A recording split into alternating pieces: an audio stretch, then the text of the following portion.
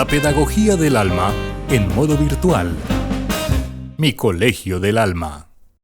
Hola chicos y bienvenidos a su tercera clase de tecnología gracias a Mi Colegio del Alma en modo virtual. La última vez hablamos sobre discos duros y habíamos pedido investigar sobre la velocidad de transferencia y la latencia. Entonces, la velocidad de transferencia es a cuánto se transmite la información desde el computador al disco duro. Cuánto tarda ese bit en llegar de un lado al otro. Y la latencia es cuánto se demora el lector en encontrar el espacio en donde está guardada la información. Entonces, a la hora de comprar un disco duro es mejor que la latencia sea inferior para que ésta pueda ser muy rápida y encontrar el espacito donde está guardada la información rápidamente. Ahora, cuando hablamos de precios, digamos que los discos duros han tenido un gran cambio durante toda la historia. Les voy a comentar un poquito.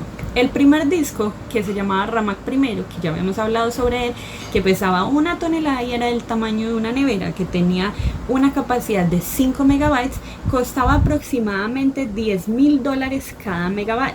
O sea que en total eran unos $50,000. Mucha gente no lo compró porque pues era una nevera gigante de 1 tonelada para guardar una canción. Entonces, bueno, el siguiente disco que lo sacó IBM fue el disco 1301. Ese disco ya tenía una capacidad de 28 megabytes, pero tenía un costo de $115,500. Era carísimo y no era del tamaño de una nevera, era más o menos del tamaño de una lavadora. Entonces, igual seguía siendo grande, pero era mucho más pequeño, pero era muy costoso. El siguiente disco era el disco 1311, también de IBM. Ese tenía una capacidad un poquito inferior, bueno, un poquito no, bastante. Era de 2.6 megabytes y costaba más o menos, bueno, un poquito menos de $100,000. Y estamos hablando de hace muchos años, entonces era carísimo. También era más o menos del tamaño de una lavadora, solo que digamos que cada vez iban siendo unas lavadorcitas más pequeñas. El que siguió era el disco 3340, también de IBM, y tenía una capacidad eran como dos gemelos, también una lavadora, pero era como con dos cositas, y cada uno tenía una capacidad de 30 megabytes, entonces se le denominaba el 3030. Entonces era 30 megabytes y 30 megabytes, y costaba la módica suma de $87,600. Era carísimo. Ya después pasamos de esas lavadoras más grandes a una lavadora, digamos, un poquito más, no tan grande, pero seguía siendo más o menos del tamaño de una lavadora. Ese se llamaba un disco de almacenamiento directo, también de IBM 3380. Su capacidad era de 252 gigabytes. Y dependiendo de las características, si lo querían un poquito más pequeño, pues era más caro, pero su precio rondaba más o menos entre los $97,000 y los $142,000. Era carísimo. Ya después salió el primer disco de computadora personal, que lo hizo Seagate, el ST506. Ese tenía una capacidad de 5 megabytes. Volvemos otra vez a reducir la capacidad, pero ahí también redujo muchísimo el tamaño, porque ya era, digamos, una cosita más o menos así. Era como del tamaño de una cajita y su precio era muy asequible porque eran solamente $1,500. Sigue siendo demasiado, pero era mucho mejor. Después de eso ya salió los discos, digamos, un poquito más normales, de los que tienen los computadores de mesa, que son los discos Seagate más o menos, y esos empezaron a aumentar la capacidad y ya estamos hablando de un disco de una capacidad de 120 gigabytes y costaba $170. Digamos que la diferencia de precio son abismales porque los primeros eran muy caros.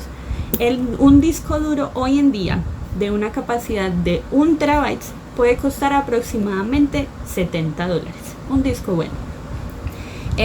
Los discos de computadores portátiles son más o menos así. El tamaño es mucho más pequeño. Este disco es de 160 gigabytes y su precio aproximado en el mercado es de $40. Entonces, si se preguntan qué hay en un portátil, pues es este. vemos la diferencia de tamaño. Y aparte es mucho más liviano. Entonces este sí es más o menos $40, mucho mejor, más asequible. Pero ahora cambiando, tenemos la diferencia con los discos sólidos, que incluso decir disco sólido es un error, porque el disco se refiere a un plato que gira y en el sólido no lo tiene. Entonces sería una unidad de almacenamiento sólido. Ese empezó, digamos, a tener fuerza en el mercado en el año 2006. Ahí salió el primero, donde su capacidad era de 32 GB y costaba nada más y nada menos que $700. Pero ya hoy en día se consiguen unidades de almacenamiento sólidos de 1 TB. Están más o menos entre los $170 y los $250, dependiendo las características que deseen. Estos discos, digamos que son mucho mejores porque primero no son discos, entonces no están girando y no son tan propensos a los golpes, y segundo porque para encontrar la información se demora muchísimo menos. Entonces son un poquito mejor, pero su precio sigue siendo demasiado costoso. Entonces han visto más o menos cuál ha sido el avance de todo esto. Ahora, quienes tengan computador en casa, necesito que revisen cuántas particiones de disco duro tienen en sus ordenadores y para qué utilizan cada una de ellas. Es muy importante tener al menos 2 particiones. Entonces, bueno, la próxima vez nos veremos con más información y espero que sigan disfrutando allá en sus casitas con toda su familia. Adiós.